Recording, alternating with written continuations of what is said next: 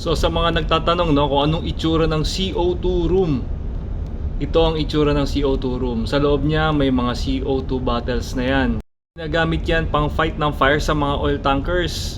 I-displace ng CO2 yung oxygen para mapatay yung apoy. Dinig nyo na yung term na smothering. Yan yun. Smothering the fire. Merong nakalaan na CO2 bottles for pump room. Meron ding mga nakalaan na bottles for engine room. Mahalaga na gamitin ito kapag wala ng tao sa engine room o sa pump room kasi nakakamatay ito. Kaya last resort to ginagamit by activation ng master.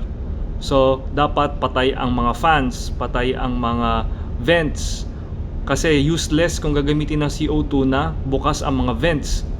Para paganahin to, bubuksan nyo lang yung cabinet na yun, no? Tapos bubuksan nyo yung cylinder na yun, pilot cylinder, and automatic nang mag-activate ang mga CO2 bottles. So ayan ang susi, bubuksan ng cabinet. Pagkabukas ng cabinet, i-open yung pilot cylinder na yun, and then automatic na magbubukas yung mga CO2 bottles para sa engine room o para sa pump room. Yan pa yung ibang instruction, no? I-post nyo na lang para mabasa ninyo. Hopefully, may natutunan na naman kayo.